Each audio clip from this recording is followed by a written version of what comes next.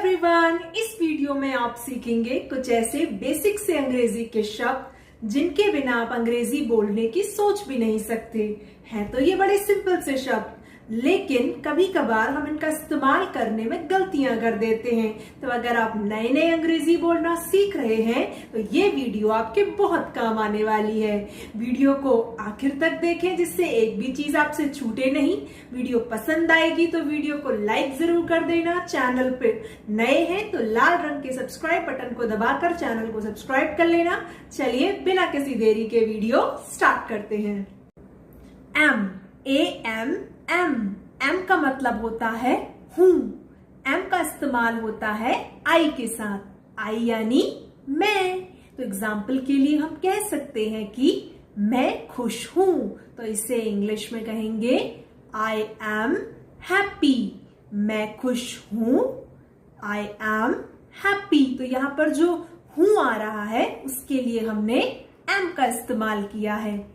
उसी तरीके से दूसरा एग्जाम्पल है मैं एक टीचर हूं, तो इसे इंग्लिश में कहेंगे आई एम अ टीचर। मैं एक टीचर हूं, आई एम अ टीचर। तो यहां पर भी हमने हूं के लिए एम का इस्तेमाल किया है। क्लियर है? इज का मतलब होता है। इज यानी है। इसका इस्तेमाल होता है ही, शी या किसी के नाम के साथ या इट के साथ। तो ही का मतलब मैं आपको बता चुकी हूं, ही यानी किसी मेल के साथ यानी किसी पुरुष के साथ। शी यानी किसी फीमेल के साथ यानी किसी स्त्री के साथ। और नाम कोई भी हो सकता है, राहुल, रिया, प्रिया, इस तरीके से। और इट यानी किसी निर्जीव वस्तु के साथ जैसे टेबल, चेयर, फैन, इस तरीके से। या फिर किसी जानवर के नाम के साथ।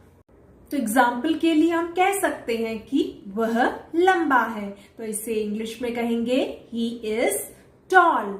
वह लंबा है, ही इज टॉल। तो यहां पर है के लिए हमने इसका इस्तेमाल किया है। उसी तरीके से दूसरा एग्जाम्पल है प्रिया खेल रही है, तो इसे इंग्लिश में कहेंगे प्रिया इज प्लेइंग। प्रिया खेल रही है, प्रिया इज प्लेइंग। तो यहां पर भी है के लिए हमने इसका इस्तेमाल किया है। वॉज, वॉज का मतलब होता है था, थे या थी। वॉज का इस्तेमाल होता है आई, ही, शी, नेम या इट के साथ।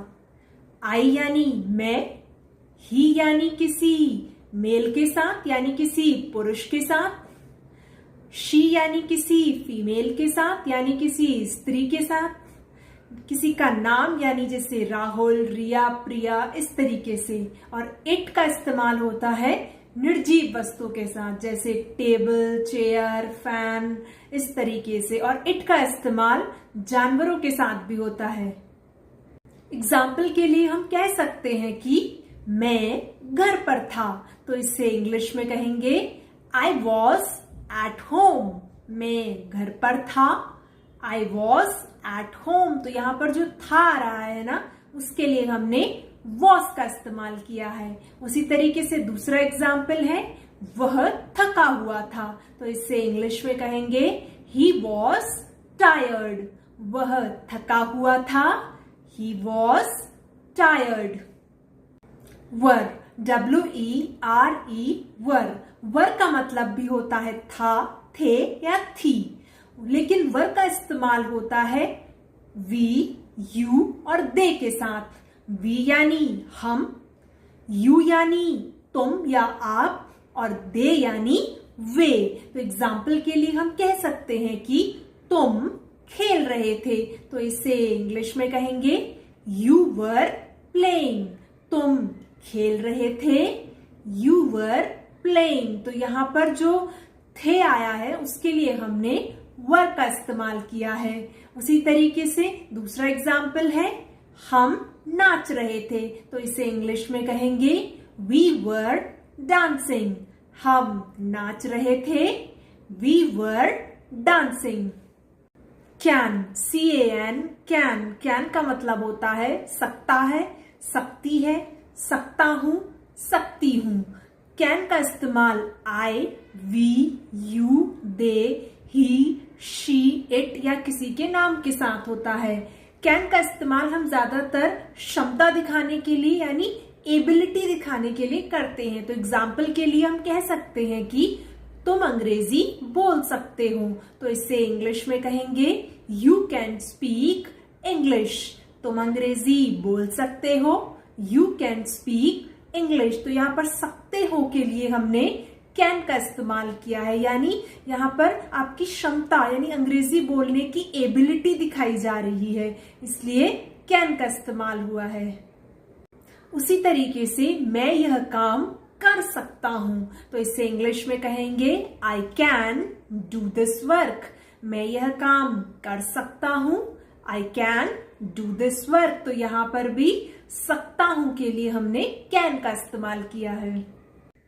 Could, COULD, could. अब कुड क्या है हमारा? कुड है पास्ट कैन का। कुड का इस्तेमाल भी होता है क्षमता दिखाने के लिए या फिर एबिलिटी दिखाने के लिए।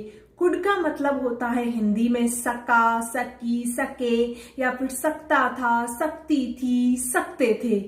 कुड का इस्तेमाल होता है I, we, you, they, he, she, it या फिर किसी के नाम के साथ। तो एग्जाम्पल के लिए हम कह सकते हैं कि काश में वह काम कर सकती, तो इससे इंग्लिश में कहेंगे I wish I could do that. काश में वह काम कर सकती, I wish I could do that. तो यहाँ पर जो कर सकती आ रहा है ना, उसके लिए हमने कुड का इस्तेमाल किया है। उसी तरीके से दूसरा एग्जाम्पल है वह भी खेल सकता था, तो इससे इंग्लिश में कहेंगे ही कुड प्ले टू। वह भी खेल सकता था, ही कुड प्ले टू। तो यहां पर भी जो सकता था आ रहा है उसके लिए हमने कुड का इस्तेमाल किया है।